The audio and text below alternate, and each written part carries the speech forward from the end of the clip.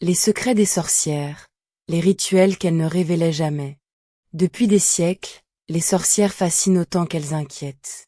Dans les villages, on racontait qu'elles connaissaient les plantes que personne d'autre ne savait utiliser, qu'elles savaient lire les signes du ciel, parler aux esprits et accomplir des rituels capables de protéger une maison ou de bouleverser un destin.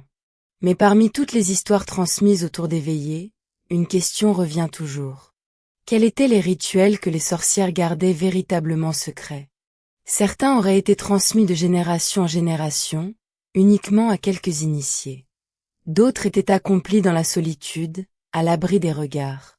Et certains secrets n'étaient peut-être jamais écrits, car leur véritable pouvoir résidait précisément dans le fait de ne pas être divulgués.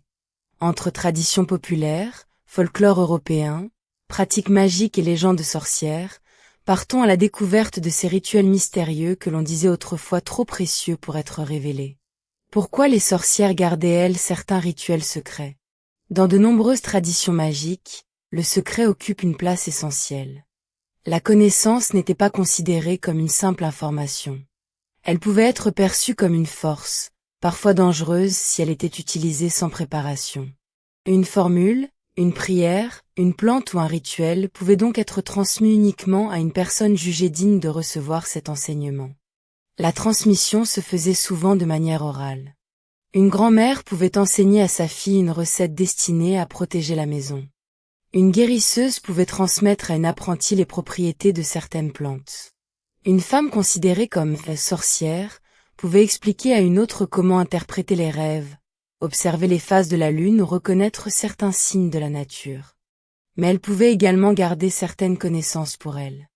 Car dans l'imaginaire magique, un secret n'est pas seulement quelque chose que l'on cache, c'est quelque chose que l'on protège. Le rituel du seuil, protéger la maison des énergies indésirables. Le seuil d'une maison a longtemps été considéré comme un endroit symbolique. C'est le lieu où l'on quitte le monde extérieur pour entrer dans l'espace intime du foyer. Dans certaines traditions populaires européennes, on accordait donc une importance particulière aux portes, fenêtres et entrées.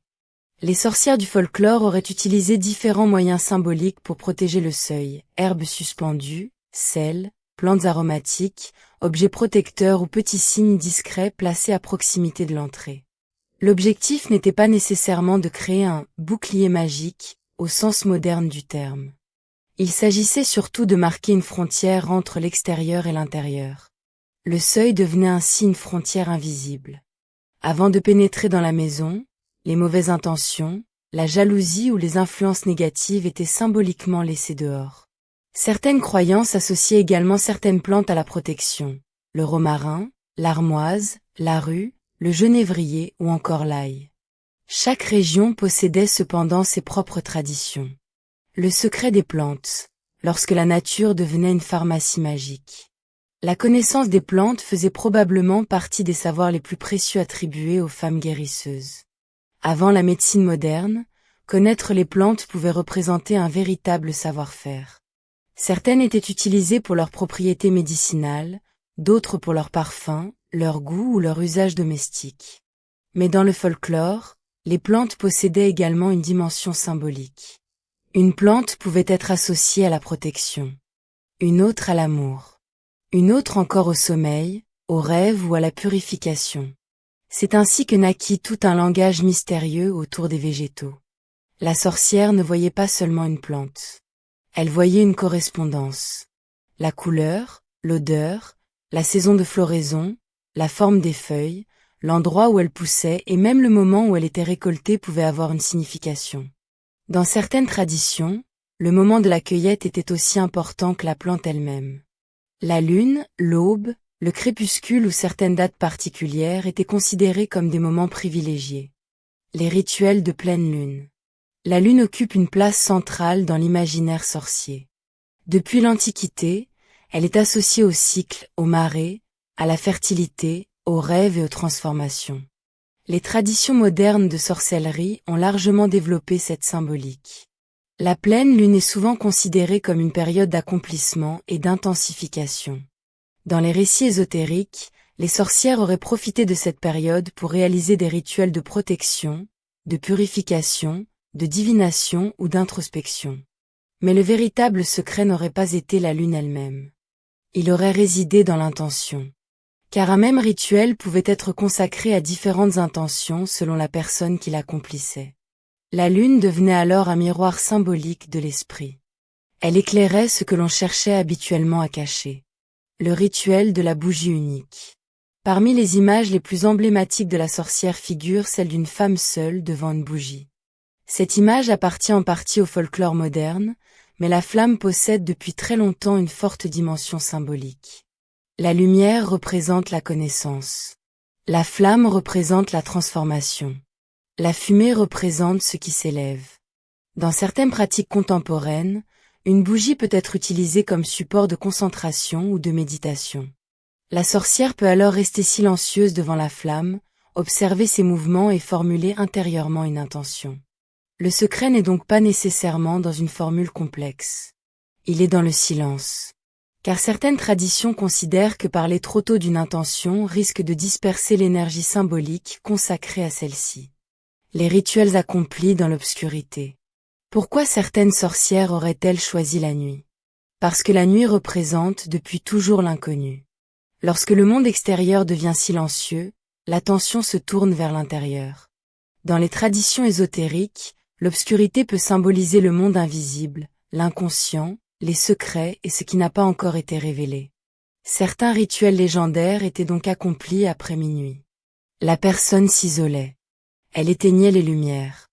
Elle pouvait allumer une seule bougie ou simplement rester dans l'obscurité. Le but n'était pas nécessairement d'invoquer quelque chose. Il pouvait s'agir d'un moment de concentration, de méditation ou de divination. La nuit devenait alors une porte symbolique vers l'inconnu. Le miroir, l'objet que les sorcières auraient utilisé pour voir au-delà du visible. Le miroir possède une histoire fascinante dans le folklore. Il ne reflète pas seulement notre apparence.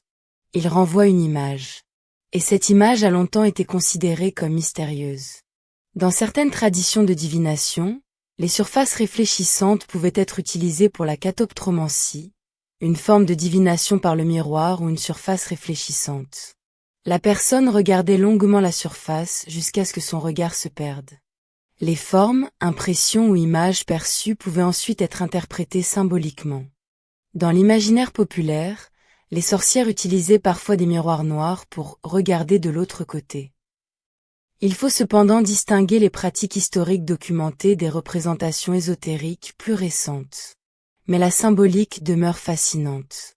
Le miroir ne montrerait pas seulement ce que nous sommes, il montrerait ce que nous sommes prêts à voir. Le rituel des 4 éléments. Terre, eau, air et feu. Ces 4 éléments apparaissent dans de nombreuses traditions philosophiques, symboliques et ésotériques occidentales. La sorcellerie contemporaine les utilise fréquemment comme représentation des forces fondamentales de la nature. La terre symbolise l'ancrage. L'eau représente les émotions et l'intuition. L'air est associé à la pensée et à la communication. Le feu représente la transformation et la volonté.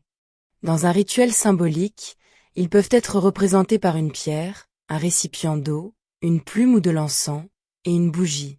Le rituel devient alors une manière de réunir symboliquement différentes forces en un même espace. Les rituels secrets de la forêt. La forêt occupe une place particulière dans le folklore européen. Elle est à la fois refuge, territoire sauvage et lieu de mystère. Dans les contes, c'est souvent dans la forêt que vivent les sorcières. Pourquoi? Parce que la forêt représente ce qui échappe au contrôle humain. On y trouve des plantes médicinales, des arbres anciens, des sources, des animaux nocturnes et des lieux difficiles d'accès. Les femmes connaissant les plantes pouvaient être amenées à parcourir les bois pour récolter leurs ingrédients.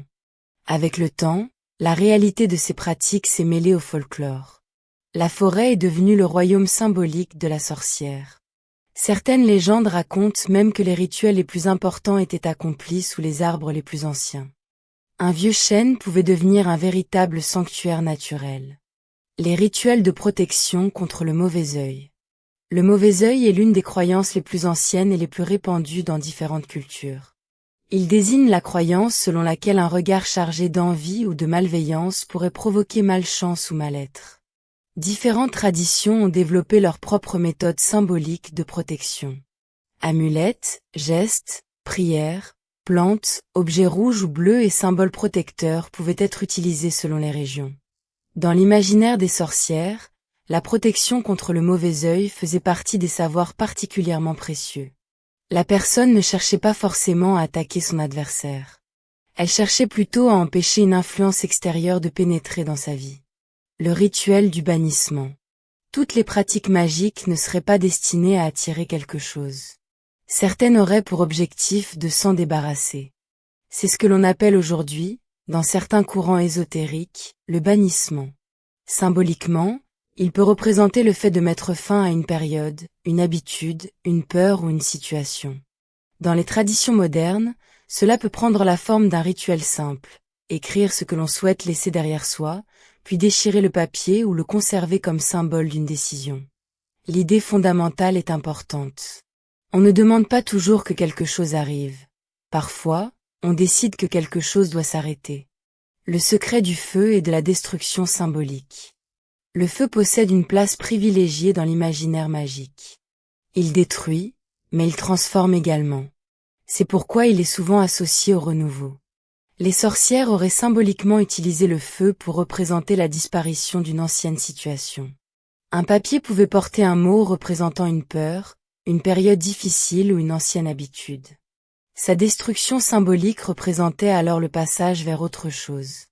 Mais ce type de pratique doit rester sans danger. Lorsqu'une symbolique peut être réalisée sans flamme, il est préférable d'utiliser une méthode sûre, comme déchirer ou recycler le papier. Le véritable pouvoir du rituel réside alors dans la signification que l'on donne au geste. Le rituel dont personne ne devait parler. Et si le plus grand secret des sorcières était justement de ne jamais révéler certains rituels? Dans de nombreuses traditions ésotériques, le silence fait partie du rituel. On considère parfois qu'une intention annoncée trop tôt perd de sa force symbolique. C'est pourquoi certaines sorcières auraient refusé de raconter ce qu'elles faisaient lorsqu'elles étaient seules. Elles pouvaient transmettre les bases d'un savoir, mais conserver pour elles certaines étapes, certaines paroles ou certains symboles. Il existait alors une distinction entre ce qui pouvait être enseigné et ce qui devait être vécu. Le véritable secret des sorcières. Au-delà des grimoires, des bougies, des plantes et des symboles, les histoires de sorcières racontent peut-être quelque chose de beaucoup plus profond. Pendant des siècles, certaines femmes ont possédé des connaissances que leur époque comprenait mal. Connaissance des plantes, des saisons, des naissances, des maladies, des cycles naturels, des rêves et des traditions populaires. Une partie de ces connaissances a été oubliée. Une autre a été transformée en folklore. Et certaines sont devenues des histoires de magie. Le secret des sorcières n'était peut-être donc pas une formule capable de commander aux forces invisibles. Il pouvait simplement être la connaissance de la nature, l'observation, l'intuition et la capacité à transmettre un savoir dans un monde où les femmes avaient rarement accès au lieu officiel du savoir. Et si certaines traditions avaient réellement été perdues? C'est probablement cette question qui continue de fasciner aujourd'hui. Combien de recettes, de prières, de gestes symboliques et de connaissances populaires ont disparu avec les générations? Combien de femmes ont emporté leurs secrets avec elles? Dans les villages anciens, une vieille femme pouvait connaître une plante particulière, une manière de préparer une tisane ou un rituel de protection transmis par sa mère. Elle pouvait être la dernière personne à posséder ce savoir. Puis elle disparaissait. Et le secret disparaissait avec elle. C'est peut-être pour cette raison que les histoires de sorcières nous fascinent encore. Parce qu'elles nous donnent l'impression qu'il existe, quelque part dans les vieux villages, les forêts profondes et les maisons oubliées, des connaissances que personne n'a complètement réussi à retrouver. Le dernier secret. Les sorcières ne possédaient peut-être pas toutes des pouvoirs surnaturels. Mais elles avaient quelque chose que nous avons parfois perdu, le temps d'observer la lune, les plantes, les saisons, les rêves, les changements du monde. Et surtout, observer ce qui se passait à l'intérieur d'elles-mêmes. Peut-être que le véritable secret des sorcières n'était donc jamais caché dans un grimoire. Il était dans leur capacité à écouter ce que les autres ne prenaient plus le temps d'entendre. Et si certaines d'entre elles ont réellement emporté des secrets dans leur tombe? Peut-être était-ce justement parce que certains secrets ne sont pas destinés à être révélés.